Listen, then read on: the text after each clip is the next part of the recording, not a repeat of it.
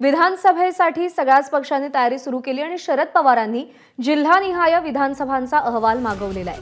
विधानसभेच्या जागा वाटपासंदर्भात महाविकास आघाडीची उद्या मुंबईमध्ये बैठक आयोजित करण्यात आली आहे आणि सगळ्या जिल्हा प्रमुखांना आपापल्या जिल्ह्यातील विधानसभेच्या जागांचा अहवाल देण्याच्या सूचना शरद पवार यांनी दिलेल्या आहेत। मिकी घई आपले प्रतिनिधी सध्या आपल्या सोबत आहेत। मिकी, लोकसभेचे निकाल लागल्यानंतर विधानसभेच्या आशा सगळ्यांच्याच पल्लवित झालेल्या आहेत आणि त्यानंतर आता शरद पवारांनी अहवाल मागवलाय, काय स्ट्रॅटेजी असू शकते?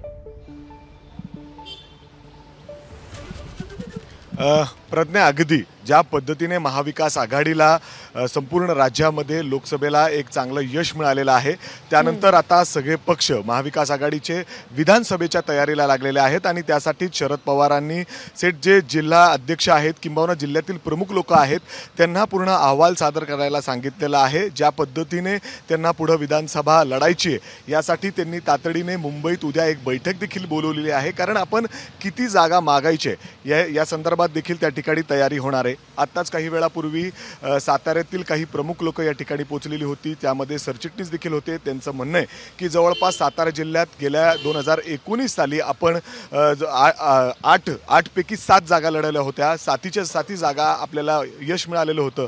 त्यातील आत्ता जर आपण बघितलं तर 5 जागा हे शरद पवारकडे आहेत, अर्थात 5 आमदार शरद पवारांसोबत आहेत तर 2 आमदार हे अजितदादांसोबत आहे।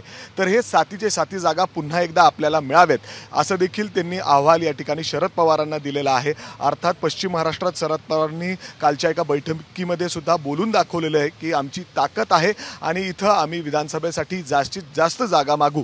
एवढंच काय तर त्यांनी परवा दिवशी हे देखील बोलून दाखवलंय की आपण लोकसभासाठी ज्या पद्धतीने इंडियाची पूर्ण एक मजबूतीने काम करावं यासाठी आपण 2 पावलं मागे सरकलो होतो। जर आपण पाहतोय की लोकसभेमध्ये एकीचं बळ काय असतं ते महाविकास आघाडीला कळलेलं होतं आणि त्यामुळे आता विधानसभेसाठी जास्त जोरकसपणे प्रयत्न निश्चितच होणार आहेत।